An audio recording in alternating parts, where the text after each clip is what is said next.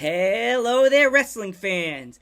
Welcome to another episode and a special episode of the internationally known Dudes at Ringside Podcast. I am your host, Joe the Panther, that third, and as I said, this is a very special episode. Not every day that I always usually used to get wrestlers, managers, owners, promoters, and kids of legends, and also ladies from the Glow era. Thank you, Roxy and Sunny. But now, today, I have a woman that is a writer. And she wrote a book about something awesome that I care about the most, professional wrestling. So, introduce yourself. Hi, I'm Lena Mastergy, and I am the author of a book, The Adventures of Gorgeous Katy. Oh, wow. So, how long did this book take for you to write? Was it a process or Not very long, in snippets. So a little writing here, a little writing there, aside from my day job, come home at night and just jotting down ideas and on the road and, pen and paper at some points, and then the cell phone, writing on cell phone, and then transferring it to a computer. So but that's the process. That was a long process to do that. Yeah, being a writer, do you sometimes when you're writing something, do you get writer's block and you have to walk away for a week or two, or is it for you it's boom boom boom like that?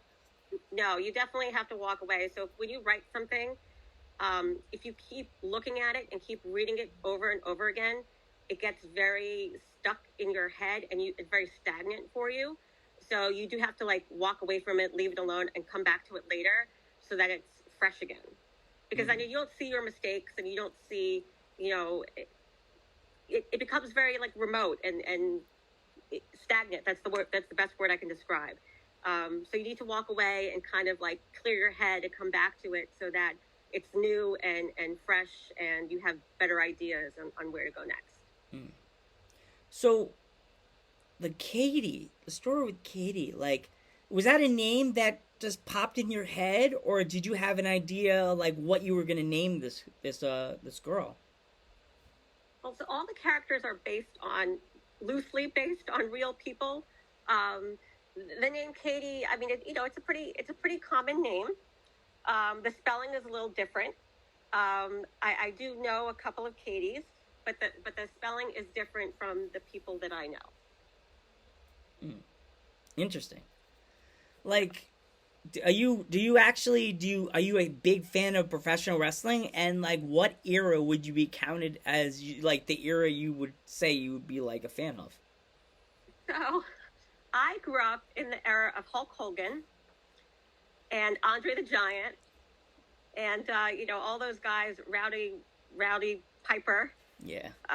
And all of those great big guys of wrestling in their day. So it was in the 80s.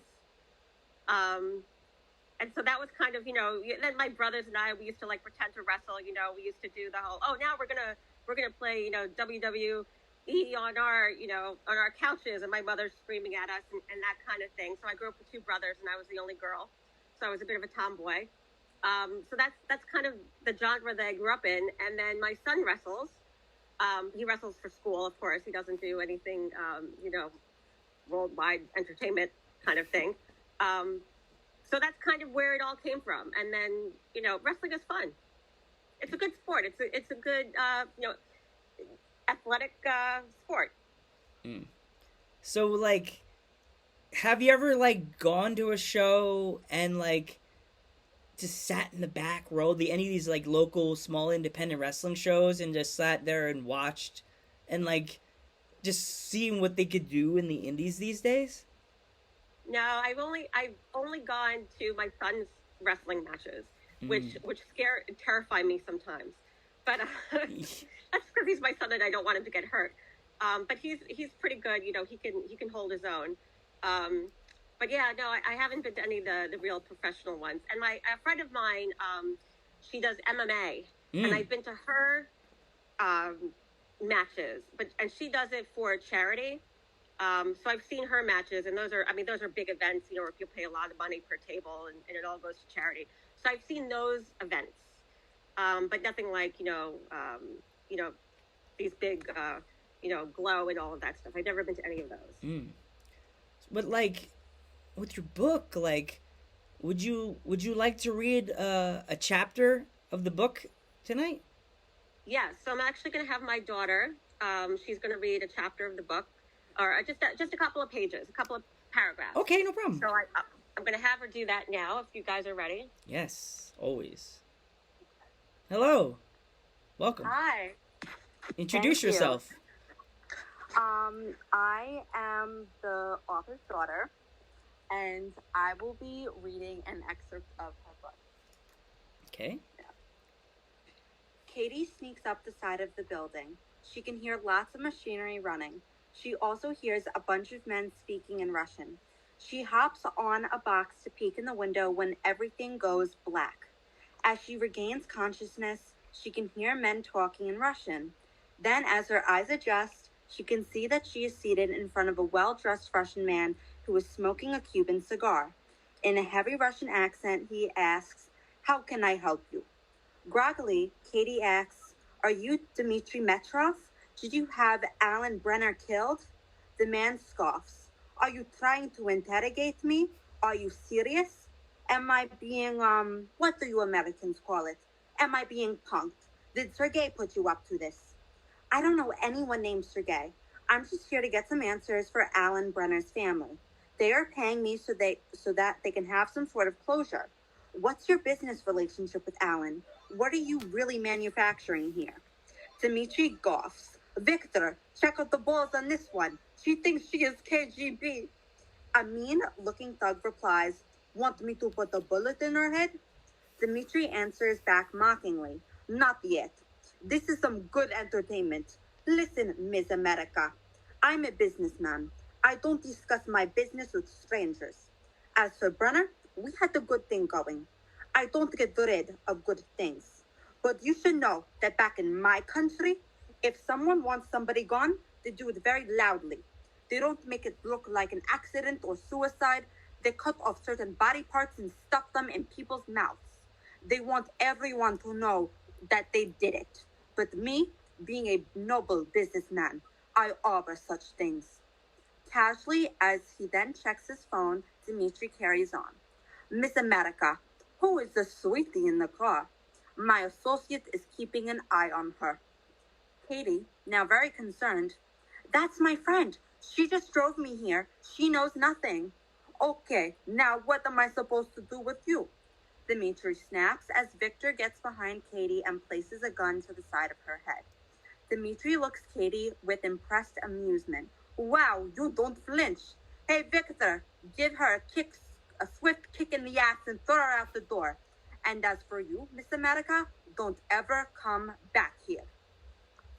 Wow. Now, fans, you have to definitely get this book because this book sounds amazing.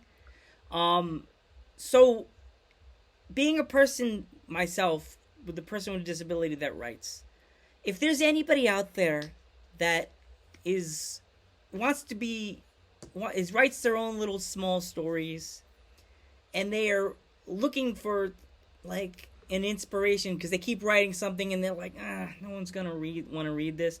What kind of inspirations would you have for people that want to be like what you did, like release a book? So, I mean, the best inspiration is your own life and what you like and what you enjoy. So for me, I mean, it's just taking, I personally have never served in the military, but I have a lot of friends that served in the military, and I worked very closely with my local VFW. So, hence why there's the main character is former military. And then, I have friends that I lean on for all of these crime capers. I happen to like to watch a lot of mysteries on television, a lot of these murder mysteries. And then I go to friends who are actual police officers and work in that industry and kind of like run it through them and see, okay, what do you think about this situation? So like my inspiration comes from my local surrounding. So I would say to people, if you need inspiration, or if you're, if you start small, write a paragraph, write a short story, and then write about what you know. And then, eventually you'll maybe turn that into, a small, these are short stories. So, in each short story, it's maybe a chapter in someone's, a large novel. But, that it could be a short story, and maybe that'll eventually turn into, a large novel or a series of books. J.K. Rowling had to start somewhere, right? Yeah. So I want to thank you so much from the bottom of my heart, opening the door for me to have writers and stuff like that. I want to wish you nothing but the best of luck for your book. If my fans would like to buy your book, how can they find it? they can just Google the name Adventures of Gorgeous Katy, and it will pop up. And it's available for sale on Amazon, Barnes & Nobles, Target, Walmart. It'll just pop up, and it's available for sale via the internet. Awesome. Are you going to be appearing anywhere at any conventions or anything soon? I believe the next time I'm appearing is November 11th at the big event in Long Island. Okay, awesome. Yeah, awesome. At Suffolk Community College. Ooh, I'll tell my sassy sister. Maybe we could probably pop in and come by and say hi. Well, There you go. Thank you so much for coming on the podcast. I'm Joe Panther III. Your turn. And I'm Lena Mastagy. And we will catch you in the next one. Good night, everybody.